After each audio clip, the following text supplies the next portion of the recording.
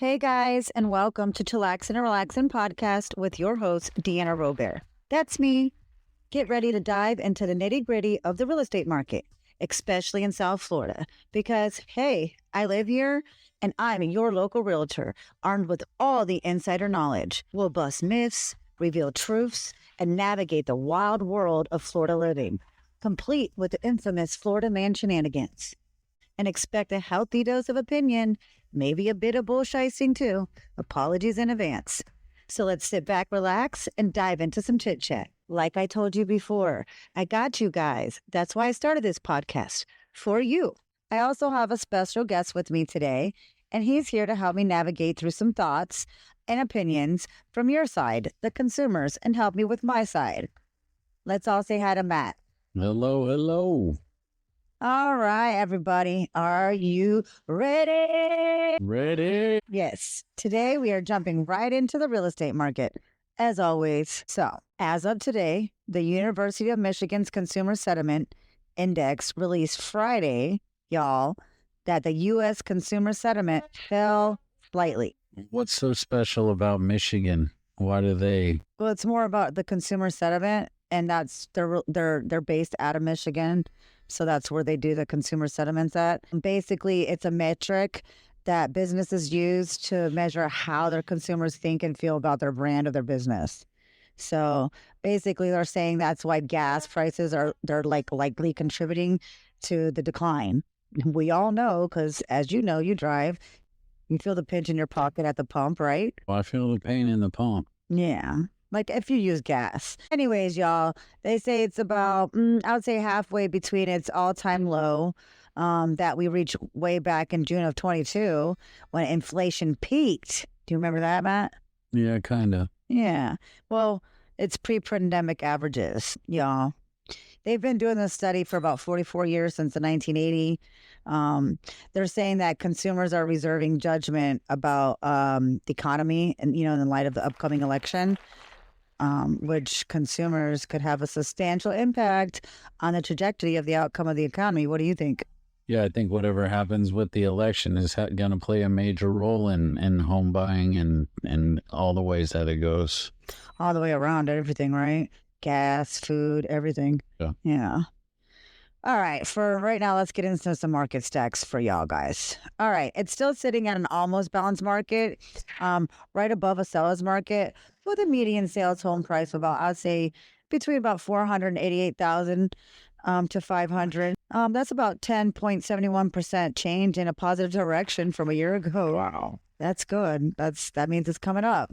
Remember, we were in the slope because of pandemic, But here in South Florida, we're sitting around about the same at an almost balanced market, with our median sales price about $500,000. The number of active inventory homes for sale is probably around 50,000, which is good because our normal is around 50,000.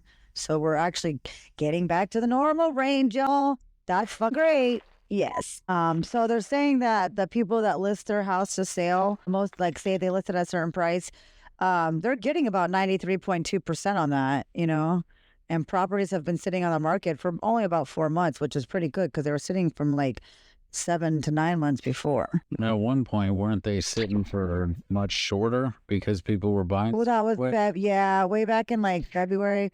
So we're gonna get to that in a minute. Yes, that is what happened. Back in February, December through February. Around February, they dropped a little bit of the interest rates, which we'll get into in a minute, and they flew off the shelf for a moment.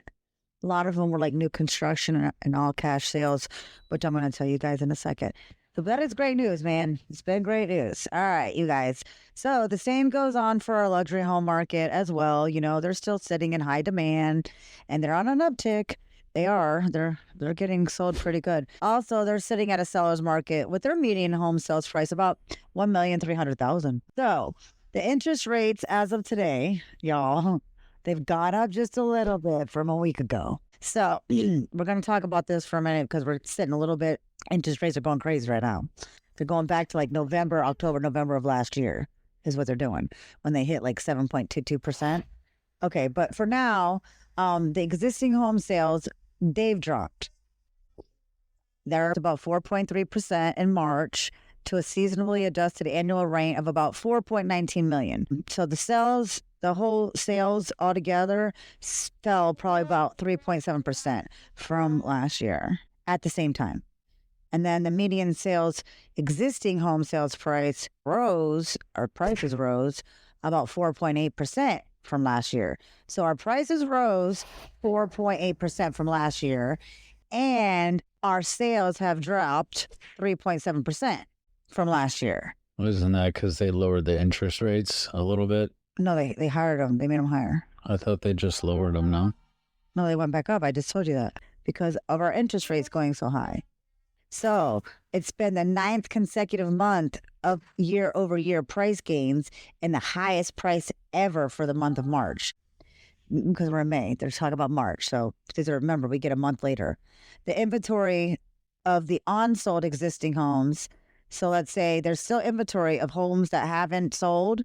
They grew about 4.7% from a month ago. We need more homes on the market. Means more inventory. Yes, way more inventory. There is much supply and not enough demand. So this is great news. So our inventory in 1 month has grew 4.7%. And then it's probably equivalent to about 3.2 months supply. So basically they're saying, we need more supply and demands. Let's say if we sold them, we were to sell every single house, it would take 3.2 months to sell them. So that's pretty good. Our supply is getting a little bit better. And then first-time home buyers accounted for 32% of the sales in March, which is great. That's 28% up from last year. Right, guys? That's freaking great. Yeah. That's a big margin. That's great. That's great, man. And then all cash sales accounted for 28% of that. Where are people getting all this cash? I know. That's a great question. Yeah. And then it's up 27% from a year ago, the all cash sales. So that's even great news. That means people are starting to come back out. They're starting to buy. They're starting to they're curious. They want to know what's going on, It says individual investors, or the people who buy their second homes, they make up a lot of our cash sales. They purchase about 15% of homes, that's down. Investors are down about 17% from a year ago. So it's not too bad, but that's, we need to get back up there. And then you got the distressed homes, like foreclosure, short sales. They represented about 2% of the sales, which is about the same as a year ago. But condos and co-op sales have decreased, y'all, probably about 11.4% from last year. I know why they did in Florida, which we're going to dive into that later, maybe to that later on another episode of the podcast. So why do foreclosures and short sales only account for 2%? Aren't those the homes you want to jump on? Yeah, those are the homes you want to jump on. But sometimes you got to understand that people that are in distressed properties, they either feel, they don't want everybody, I don't know, they don't want to lose what they have. And it's hard because they're put in a financial situation, and sometimes people don't know where to go, which 9 times out of 10, they should reach out to a realtor. And that's me. And because we can help you before you get an auction on your home, you don't get what you need or what it's worth, and you sell for way less, underbid, whatever, and then you lose out on your home.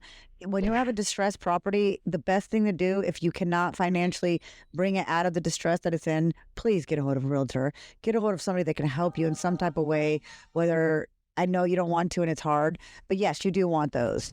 And only 2% is sad because right now, 2024, especially here in South Florida, we have tons because of, since pandemic, everything's been lifted and a lot of people are going in foreclosure. It sucks and it's sad, but we can help them so that way in the future they can gain another home instead of going into foreclosure, and having all these issues, and they can still get money out of their home. But, it's the economy and what's going on. I would think being a buyer, wouldn't those be kind of considered the homes, like, as you would say, on the sale rack? Like, where you get a deal on it. Yeah, we try, us realtors do try to reach out to people with foreclosed properties and distressed properties and whatever. That's the best we can do. It's up to the people to make the decision on what they want to do with their property. That's why it's so low, because a lot of people don't want to sell, or they think because for so long Like, they've been sitting, oh, I could sit here in a foreclosure for this long. And then, well, no, all of a sudden there's too much demand right now and not enough supply. So the banks are coming after it. Plus they need money. And that's all there is to it. There's no more there's no more nothing. Everything's been lifted. Now the banks are full, open and functioning, and they're coming after everybody. And that's all there is to it. So Sounds like 2008. well, I don't know. I was little then. Okay. And then it says, I don't know. We'll dive into that a little later, but all four of of our US regions, they have registered price gains. The whole United States are registered for like homeowners price gains. Like everybody are gaining property values. Very good. Let's see what NAR's chief economicist said. Okay, y'all. More inventory is always welcomed. That's what we just talked about in the current environment. So they know we need more inventory. It's a demand and a supply problem. Once again, there's much demand, not enough supply. They also said it's a great time to list your house with ongoing multiple offers on mid-price properties, y'all. So overall, home prices continue to rise. There y'all have it. Home prices continue to rise. And that's it. If y'all been noticing with these podcast episodes, I keep telling you guys, they see it's the new normal. And now they say home prices are going to continue to rise. Hint, y'all. Trying to tell you. I know, but this is our new normal. It's never going to go back. That's what they're saying.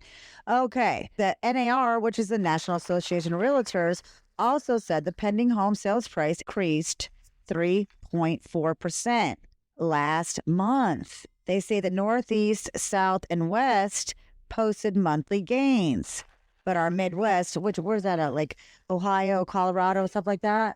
Midwest is, like Ohio, Michigan, Nebraska, stuff like that. South Dakota. They, the Midwest recorded a loss. Wow. That's kind of good because that's where all of our farmlands are, and we need that area for, our vegetables and cows and produce, man. All right. Also, NAR forecasts that the existing home sales will rise by 9% this year, y'all. 9% this year. And they say another 13.2% in 2025. Yeah. This is our new normal. That's why I'm telling you that. Okay, let me keep going before I keep ruining it. NAR expects that the median home prices will increase by 1.8% by the end of this quarter we're in right now. They also say home prices are expected to rise roughly in line with consumer inflation and wage growth over the next 2 years. Like I said in my last podcast, y'all, our job market is strong. The feds will not come down on them rates fast because they don't want it to fluctuate our job market. They don't want it to, cause job losses, for one. And for two, they're just not going to do it because we're still spending. That's it. And then it says, NAR expects home sale prices to steadily improve while home prices continue to hit record highs. That means people are still going to buy regardless of what's going on. Wouldn't that make it more of a seller's market then? Once again, it depends on the supply and the demand. Our market is kind of almost even, and that's a freaking positive sign, dude. That's great. That means it's neither near nor nor. You're going to get what is your money's worth. That's it. That's all. That's what you're doing. I've been trying to tell you, they're trying to say it's a new normal. All right, y'all, let's get on to some new construction home sales. They have rose 8.8% in just 1 month in March of this year. And they also increased 8.3% from last year. So that means they're building, people are buying. That's great. So it's nationwide? Yeah, this is all nationwide. Yep. They're saying that, this is coming from Washington, that despite their higher interest rates, new home sales rose last month due to a limited inventory of existing homes. Also, because mortgage rates rose, builders are expected to use the incentives that they have to increase new construction home sales this spring. We're in it now. It's getting ready. I hope it's, they are giving a lot of incentives on new construction homes. Y'all, get in contact with a realtor. Y'all, it's up to us to reach out to a realtor that can help you with the purchase of a new construction home. Okay. And they can get the incentives for you. The NAR also indicated this year in March alone with a balanced market holding 5 to 6 months supply. That is good. That is great. What does that mean exactly? Okay. That means they have enough homes to last 6 months. Like I said, of buying power. So if everybody were to purchase a home, they got 6 months out there of inventory for everybody to buy a home. That's good. All right. Well, y'all, the inventory of newly built single family homes are up 10.2% on a year-over-year basis. I'm telling you, it's a hair by hair. We're going to get there. It's slowly getting there. How do you think, Matt? I think that new sales is probably new construction and all those sales are gonna go up a lot because, in my opinion, and I don't know much obviously, but a lot of people want to hold on to their homes because yes, they can get good dollar for them, but then they got, everything's so expensive that they're staying put right now. So people are going to be looking for new construction homes because that's what's going to have to be available, right? Well, not have to be available, but it's better bang for your buck if you're looking for something modern and new and updated and you ain't got to put your money into it. It just all depends on what you're looking for, really. Yeah, it'll probably be a good, yeah, but well, the incentives they got going on right now, it would be a good bang for your buck. You got something new and depends on what you like too. All right. Yep. They're saying the more housing supply will ultimately tame shelter inflation, growth, and lower interest rates. So, y'all, the Federal Housing Finance Agency, the FHFA, said our home prices rose 7.1% year over year. They track the mortgages under government-sponsored enterprises like Fannie Mae and Freddie Mac. You know who they are, right? Yeah. Yeah. They also use other indexes, y'all, such like refinancing, Federal Housing Administration mortgages, and the real estate property records. So they use an extensive database to figure this all out. I mean, it's pretty good. They also said that luxury home purchased from December of last year to February of this year, nearly 50% of them were all cash sales. Well, a big thing of that too, I think, is, these big hedge funds and all these kind of people buying up because they have the capital to be able to do that. And that's one of the issues we're facing here in this country. Well, remember, a lot of people moved when the pandemic came about too. Yeah, here to Florida. Yes, they did. Okay, guys. Woo, woo. That's because the wealthy buyers have a little more financial flexibility, they say. That's what they say, y'all. Now, let me hit these mortgage rates for you. And they're out of control, Matt. They are so out of control. The mortgage rates rose in 1 week from 7.1 to about 7.17%, right? That's a big jump. 0.16 jump. That's big. Right. And why we're going to get to that in a minute. Also, the 15-year fixed mortgage rate rose this week too. It went from 6.39% to 6.44%. What are your thoughts on this? And a year ago, they were only at 6.43%. I'm not too sure, to be honest with you. Okay. So why would feds raise rates? To bring the interest down. So we could do what? Purchase. Stop spending. So if they raise the rates, we quit spending and they can do what? Well, bring back the economy. But the unfortunate thing is people don't stop spending. So it doesn't.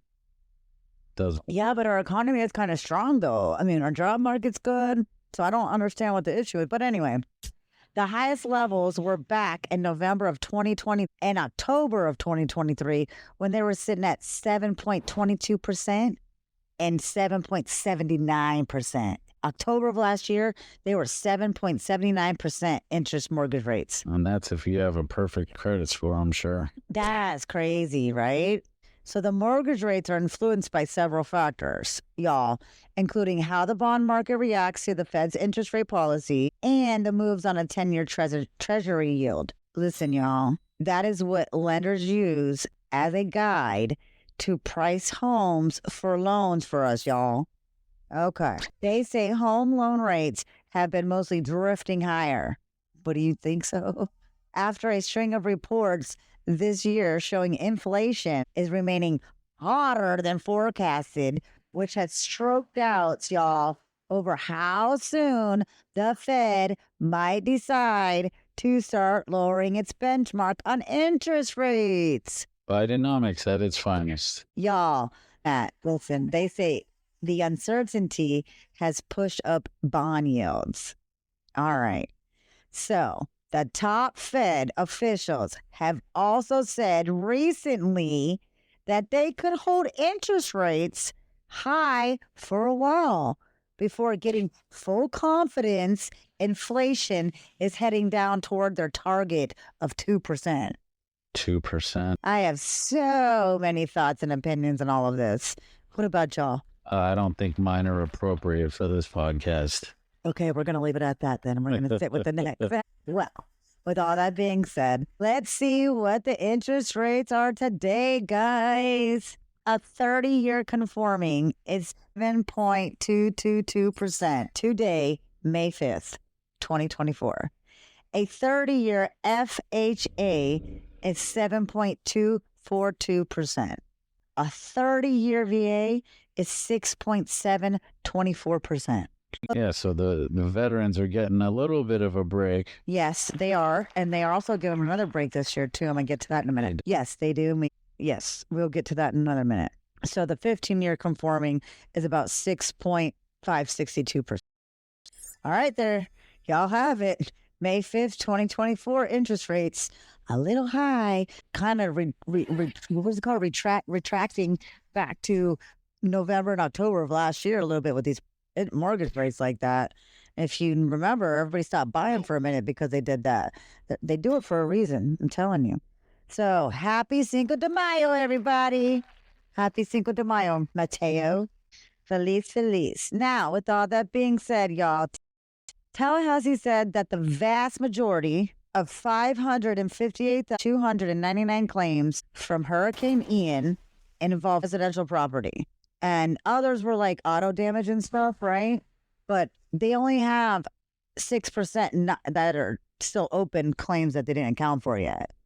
So all the home claims have been done. So that's pretty good, you know. And then it says that from Hurricane Ian, nearly it was a $21.4 billion. That's about $66 per person. That's why the Florida insurance rates have skyrocketed for home. But that's everybody in the United States. $66 per person of everybody in the United States. Yeah. Yeah.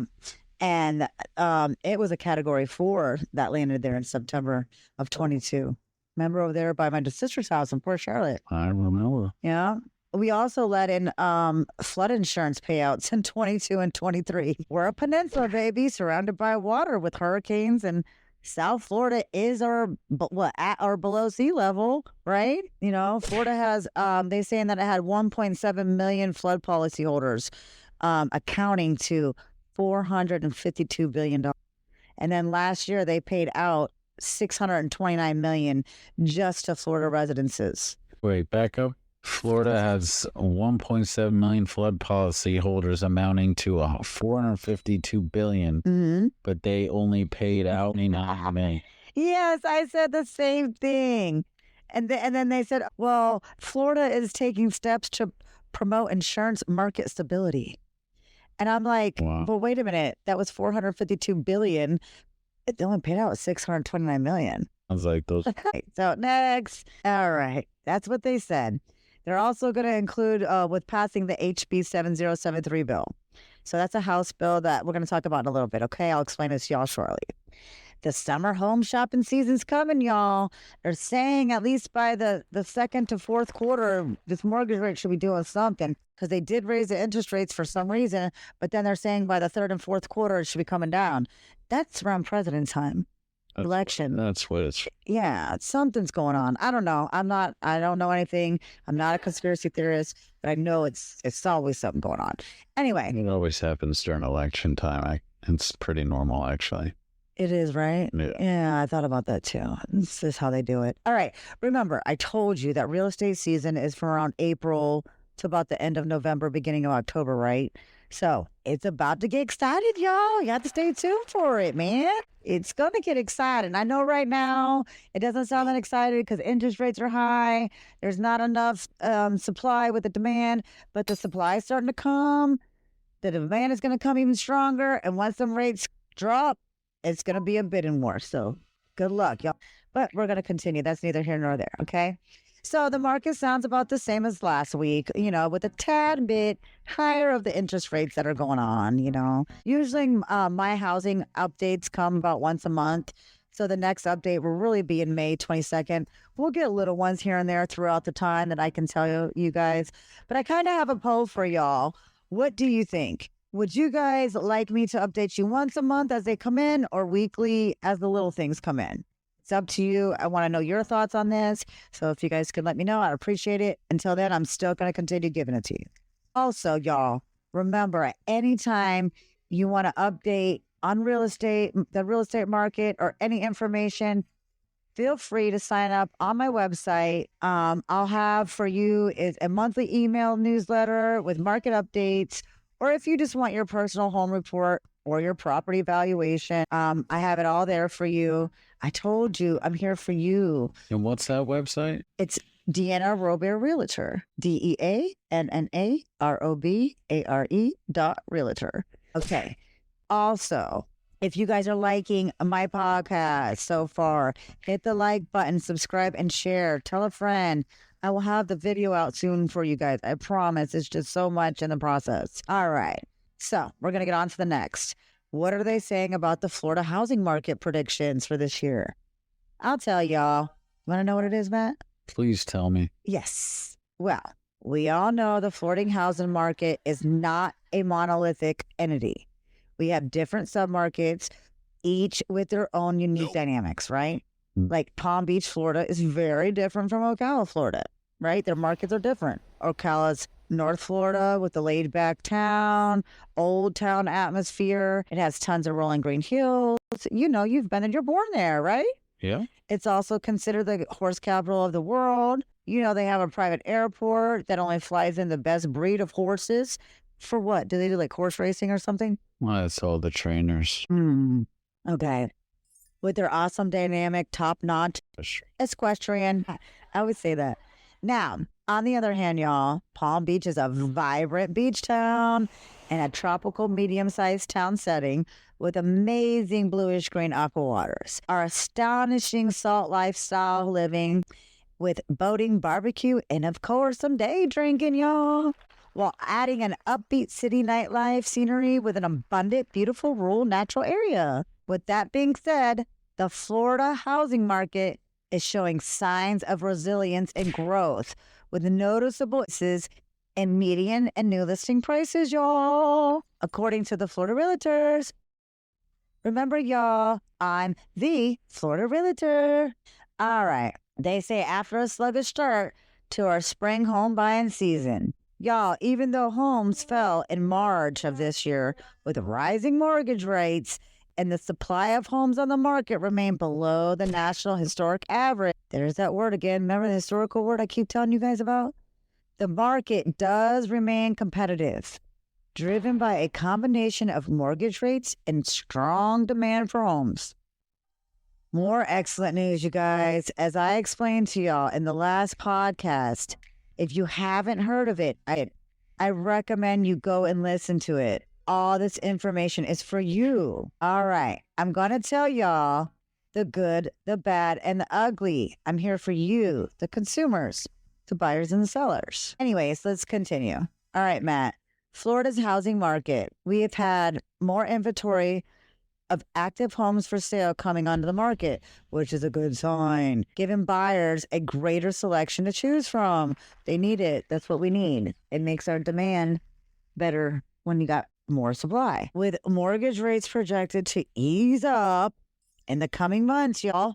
Yep, you heard me right. They're going to ease up. Buyers may find themselves in a better position to negotiate the terms. Overall, Florida's housing market is posed for growth and stability in the foreseeable future, y'all. Home values will rise and home buyers will become more comfortable with the taste of the economy. They will re-enter the housing market. Yay! That's great news. What do you think?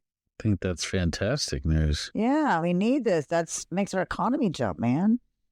We need it booming. It's a love-hate relationship we have with this. It is. It is. On to the national level, y'all. The housing supply is short 7.2 million homes. Even though, despite the recent uptick in new construction, single family home construction is still lagging. That's what the realtor.com said. So, like I said, the supply and the demand are not intact. Basically, they're saying that we're like 10 years behind. They're saying that the homes from the pandemic era are low thanks to new construction because when the pandemic was here, we didn't do much building.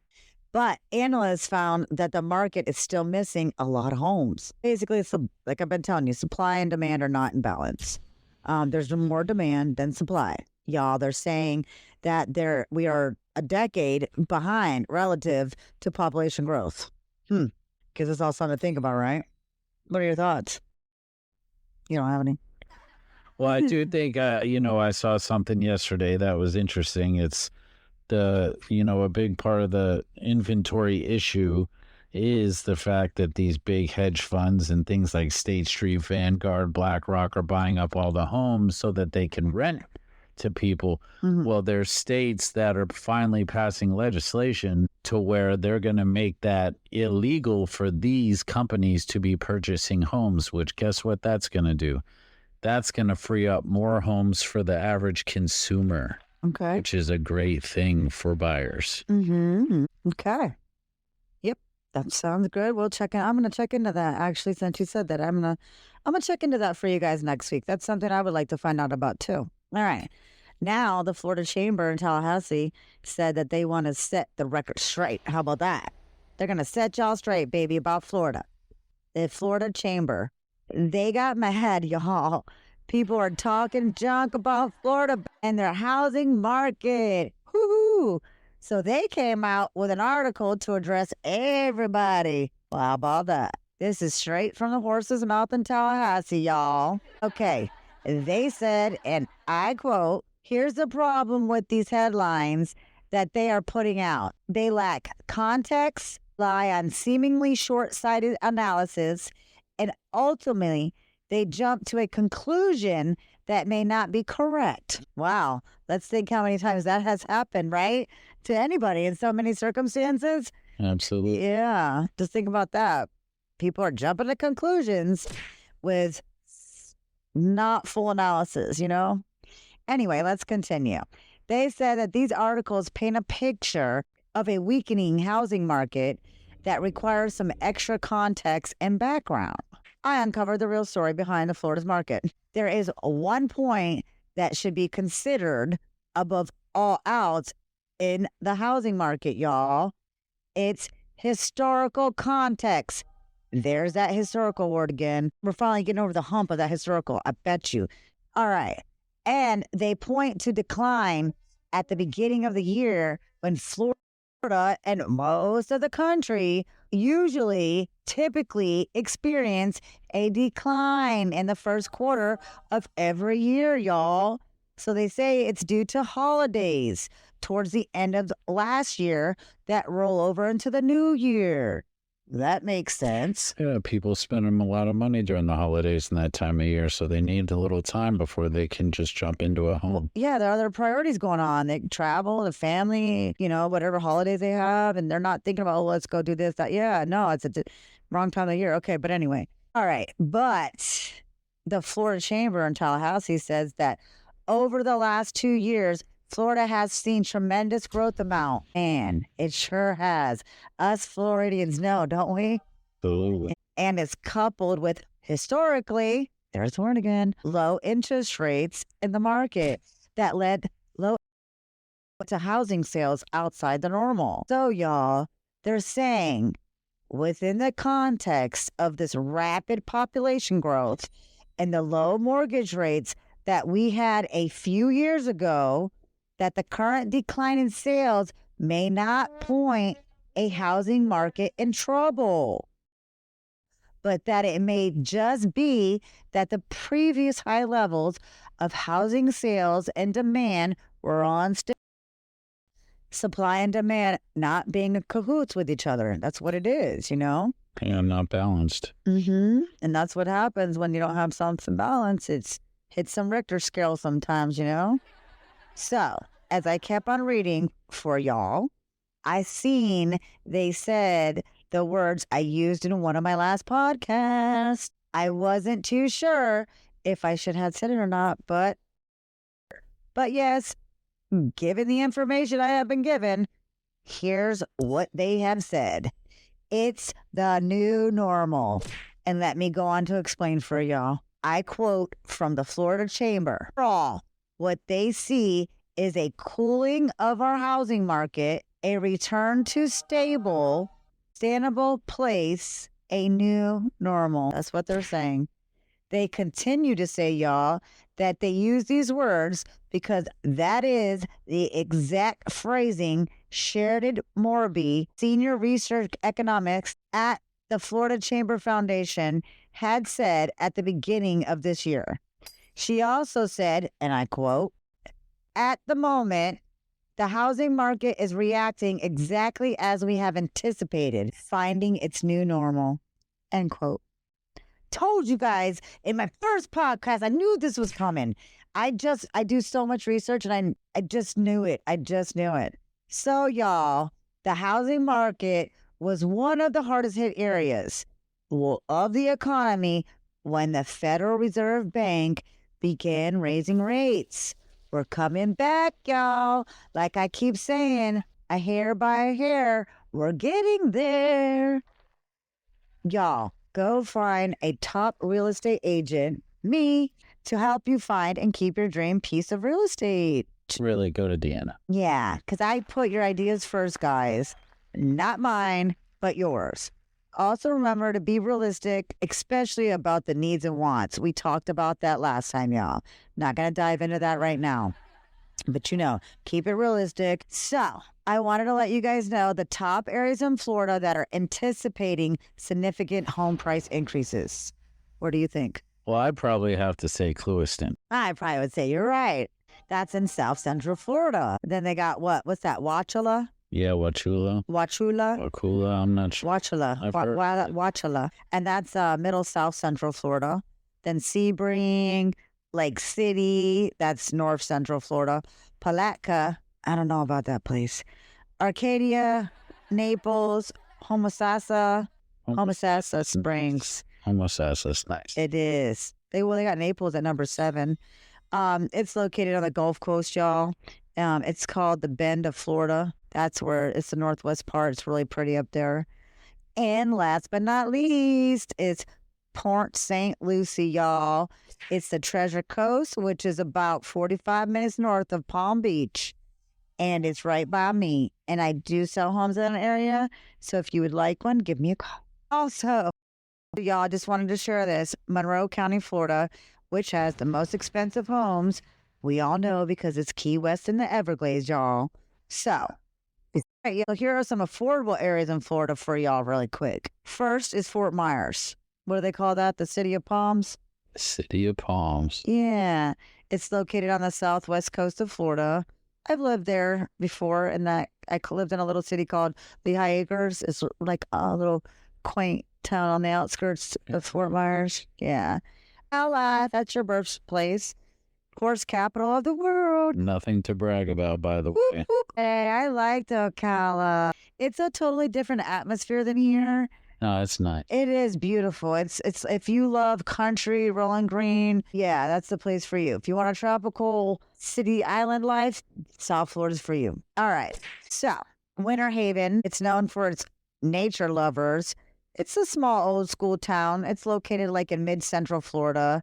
I know people that live there, and there's a lot of cows there, right? And then Bartow, Florida, which it's kind of inland around north central Florida. I don't know why it just doesn't sound trustworthy. A town called Bartow. Right, Bartow. I'm going to go hang out in Bartow with, what's that little Barton? What's that man's name? Bart Simpson. Bart Simpson, yeah. We're going to Bartow with Bart, baby. That's some trouble. But it does get a little chilly for me during the winters up there in the springs in North Florida by Ocala, but it's beautiful. I was raised in South Florida, the tropics, y'all, so Well, last but not least is Homosassa Springs. It's nestled along the Gulf Coast of Florida, the Big Bend region area. Also, remember, we just spoke about this city as going up in home prices, too. So, two categories, low cost of living and going up. Probably is a lower cost of living, but they're anticipating it going up. Yeah. Okay. All right, y'all. That was a lot of information. Sorry. And we still must go over these SB bills, these ensure accountabilities. This is directly from the Florida Senate, y'all. The bill contains various provisions that are intended to increase your protection and accountability. So it's for your protection and your accountability. Tallahassee said the Florida Senate today moved forward on several pieces of legislation designed to reduce the cost of homeowners insurance premiums, y'all, for families across Florida. So basically, insurance premiums by more than $500 million statewide, not county, statewide, guys. They will be eliminated certain taxes and fees for homeowners to pay on their property insurance and flood insurance. They are setting it to be passed on May 8th, which will be the House Bill 7028. Includes $200 million for improvement grants for Florida families that can utilize it to reduce insurance premiums for seniors and low-income families. That's awesome. In a positive direction. That's great. Also, the House Bill 1029 creates a pilot program for condos to apply for mitigation grants. Okay. Mitigation grants are disaster relief and emergency assistance for us Floridians. It's a partnership that is designed to assist states, that is designated to assist states, local governments, private nonprofit organizations, and Indian tribes in implementing long-term hazard mitigation measures after a major disaster has been declared, y'all. It starts as soon as it's been declared. So that's good news for everybody. Anyways, y'all, yes, I will keep you updated. As always, I am here for you. Also, if you're liking my podcast so far, hit the like button, subscribe, share with a friend. I will have your video out soon, I promise. Now let's continue with Florida Citizens Insurance policy leaving us. Okay. Florida has always been known for its amazing weather, right? But lately, y'all, Citizens Insurance policies have been talked about a lot. So, what's really going on with them in Florida? Well, I'll tell you. I got you. Here we go. Florida's property insurance market is improving as private companies respond to legislative changes that they made for us Floridians more attractive. But for Citizens Insurance Company here in Florida, their trend is expected to continue in 2024 with projections indicating that more than 30,000 of their Florida's 1.2 million policyholders may receive takeout offers from private companies by the end of the year. So there's about 275,000 citizen policyholders that are assumed by a private company. Well, they were assumed by a private company in 2023. Okay, so y'all don't have to do anything until your renewal date. Your policy and premium stays the same, guys. Let me explain what assume means for some of y'all. When an authorized private marketing carrier acquires or selects policies from Citizens Property Insurance Corporation, these carriers are approved prior by the Office of Insurance Regulation. Now, if you receive a renewal offer notice that is not more than 20% higher than Citizens' renewal premium, you are not eligible to stay with Citizens. If you got a renewal letter that you are 20% higher than their Citizens renewal premium, you are eligible to stay with them. As always, please, y'all, go talk to your local homeowner insurance agent to see what exactly that means for you. I'm a realtor, y'all. I'm not an insurance agent. I am just trying to bring you guys as much correct information as I can when I get it. But officials are urging patience as rate increases slowly decline due to increased competition with new insurers entering the Florida market. All right, y'all. They're saying that lawsuits against property insurers have declined more than 20% in the first quarter of this year. That's good. That'll bring our rates down a little bit. The chief financial officer said that it's the beginning to stabilize homeowner insurance rates in Florida. Yay! Finally, something. All right. I know, guys. It's always something, right? I did say I would let y'all know what homeowners insurance companies are approved and coming to Florida in 2024, right? All right. So I'll tell you. It was announced Wednesday by the Florida Office of Insurance Regulation, OIR, as the state continues to make efforts to stabilize the state's home insurance market, which has seen rates skyrocket in recent years. We know Florida's insurance market continues to strengthen, they say, showing signs of recent litigation that it is having a positive impact to the property insurance market. That's what they're saying. The Florida Insurance Commissioner, Michael Yarwowski, I'm sorry, I don't know if I'm saying it right, y'all, I'm sorry. OIR remains steadfast in our efforts to stabilize Florida's insurance market by implementing legislative reform and recruiting more insurers to our state, y'all. They look forward to continuing this work and promoting competitive market for policyholders. It's starting to sound a little good, right, y'all? But in time will tell, right? Okay. So here are the new homeowners insurance companies in Florida. Ovation Home Insurance Exchange, Manatee Insurance Exchange, Condo Owners Reciprocal Exchange, Orange Insurance Exchange, Orion 180 Select Insurance Company, Orion 180 Insurance Company, Ansell Insurance Company, Tailrow Insurance Company, and that's about all I got. And once again, y'all, I have to stress this. Bottom line for you buyers waiting on the sidelines, if you see a home you love, please do not wait. But once again, it's up to y'all. All right. So I got some news for veterans. Y'all, I know it's really rough out there for you guys. I'm going to touch base on this in my next podcast episode on the homelessness that the VAs are experiencing. It's so ridiculous and unreal. But in the meantime, we're going to continue with the new program they have for you guys. They will provide 2.5% on home loans. I'll explain it to you. Thousands of veterans are facing foreclosure as pandemic era. Oh, so the forbearances are ending. Yikes for the VAs that are having such a hard financial difficult time right now. It's so hard for them. Everything's raising. They only get this little bit of money. You know, they sacrifice service for our country and they're being thrown out on the street. It's sad, but okay. The loan program is for veterans only. You must qualify for this program. So for y'all veterans out there that have VA loans and you guys are in fear of losing your home, please get in contact with your local VA office to see if you qualify for this new program. I do say thank you for your service to our country, and I do appreciate you. I wish there was so much more I could do for y'all. Now, I'm going to talk a little bit on business, rent tax, and commercial real estate. Got you, friends. That's what I'm here for you. The good, the bad, all of it.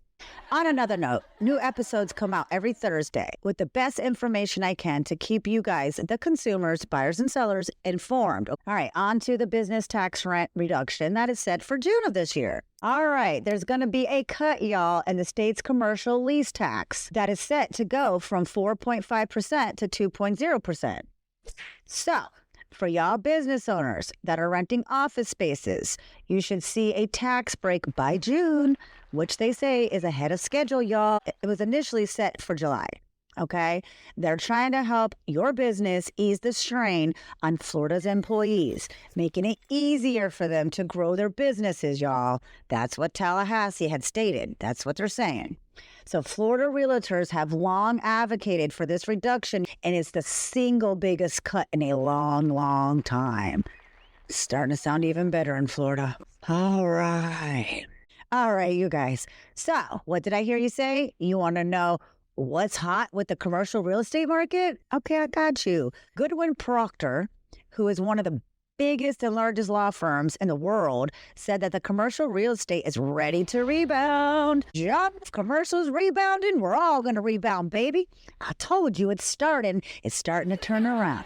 I'm excited for it. I'm here for it, y'all.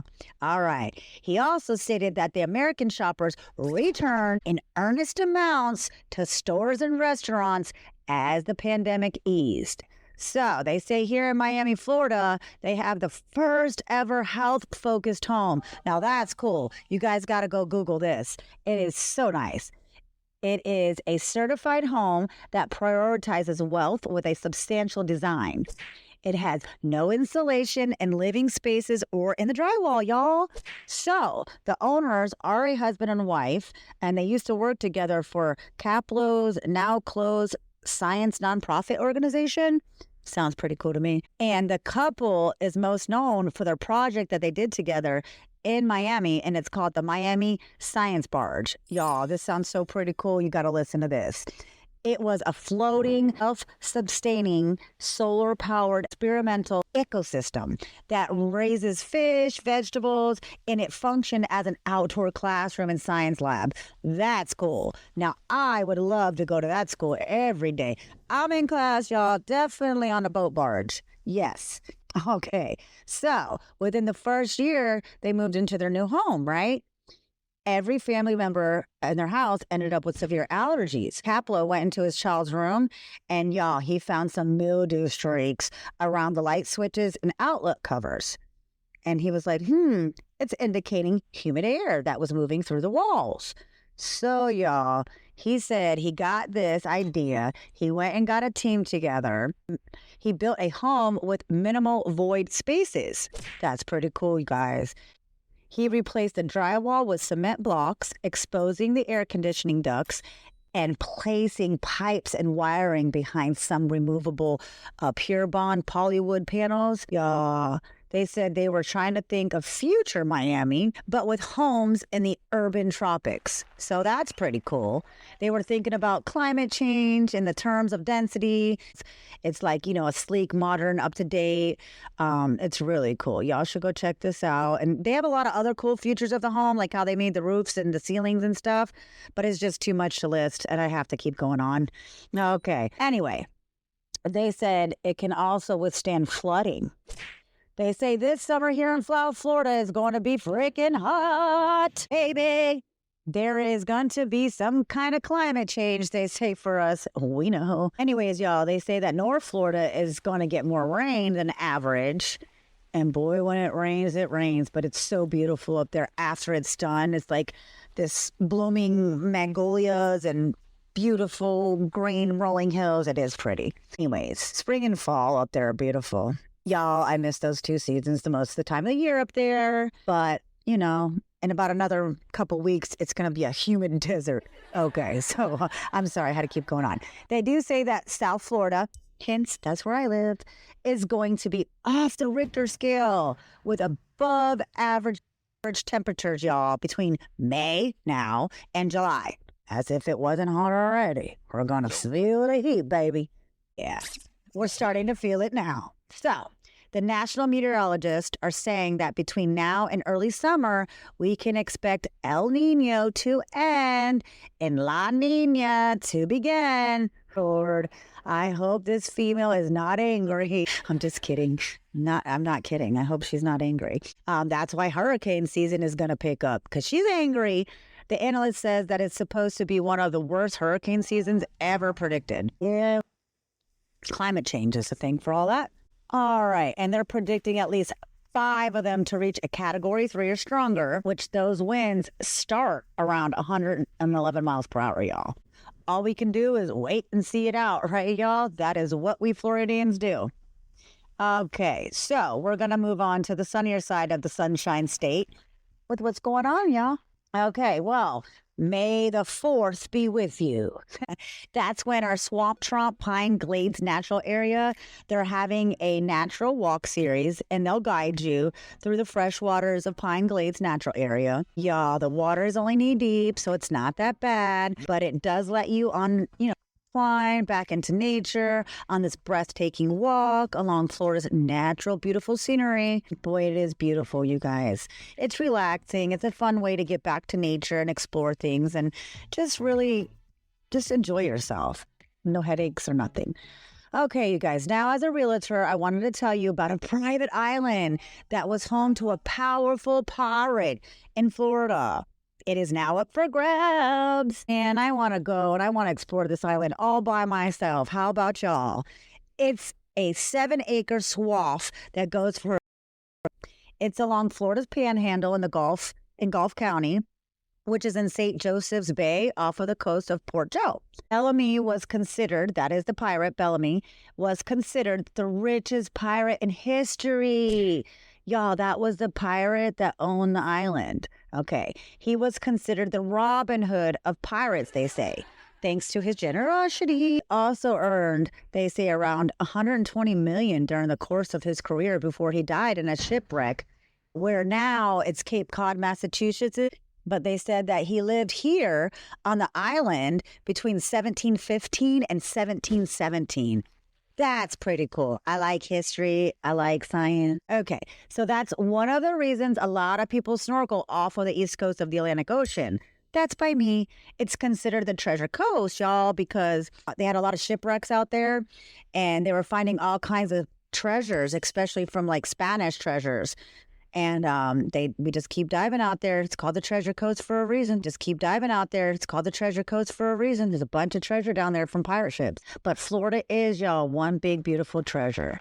Like Taylor Swift said, Florida is one hell of a drug. All right, on another note, y'all, last but definitely not least, our Florida man shenanigans. In this case, it's a woman, y'all. Yep. We don't discriminate when it comes to Florida doing our Floridian stuff. Well, it looks like we have a real life cat woman. Yes, y'all. She's a cat burglar that dresses up like a cat, I guess, and shares how she broke into over 200 homes.